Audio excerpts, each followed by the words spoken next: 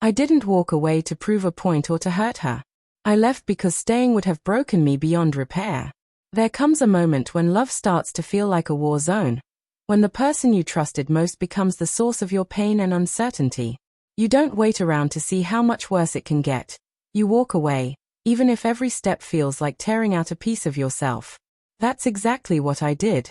I walked out with a heart in pieces.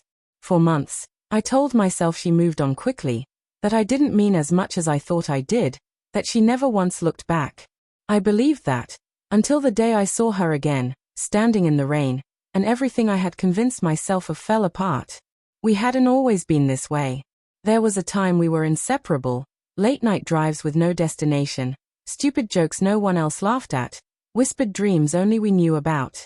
It wasn't perfect, but it was real, and it was ours. At least, that's how it felt to me. But slowly, I felt her slipping away.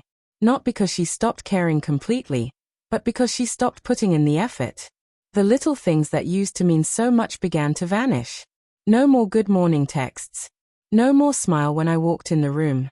No more meeting me halfway. I kept telling myself it was just a bad phase, that life had worn her down, that it would pass. But it didn't.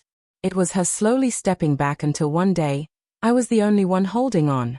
The night everything came crashing down, I had tried to make it better. I cooked her favorite meal, lit candles, poured her favorite wine. It wasn't extravagant, just thoughtful. She came home late, barely noticed, muttered something about being tired. I might have believed her if I hadn't seen the message light up on her phone. It wasn't explicit or romantic, but it had the kind of warmth she used to save for me. The way her face softened looking at it told me everything I needed to know. I didn't yell, didn't accuse, didn't beg. I just walked into the bedroom, packed a bag, and left. My phone stayed silent for weeks. No calls. No texts. No effort to stop me. Maybe she thought she was giving me space. Or maybe I was easier to let go of than I ever imagined. That silence told me everything she never said out loud. So, I did what I had to do. I built a new life, new apartment, new routines, new scars that no one could see. But even then, in the quiet of the night, I still wondered, was I never enough? Was she happier without me?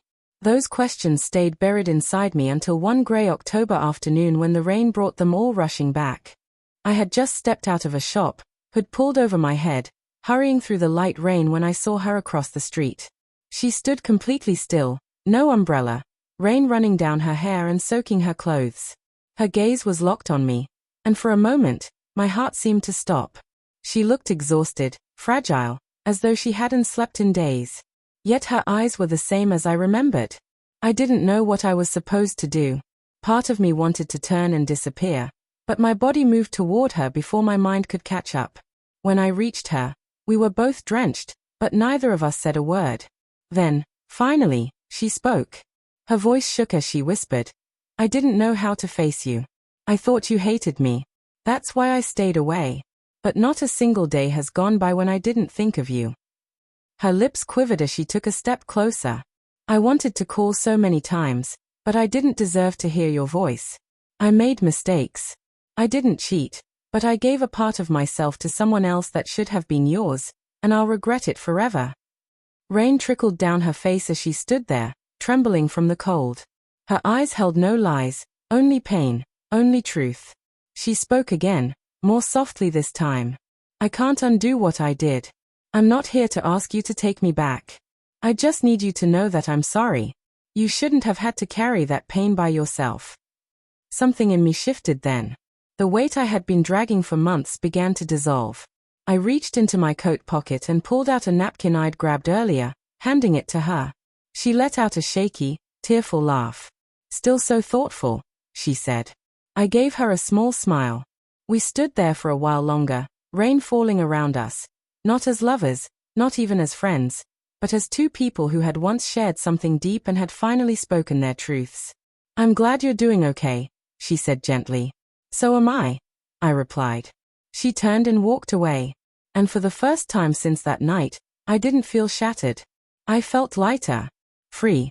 Sometimes closure doesn't come when you beg for it. Sometimes it shows up months later, in the rain, wrapped in an apology. And sometimes the real healing isn't about getting someone back.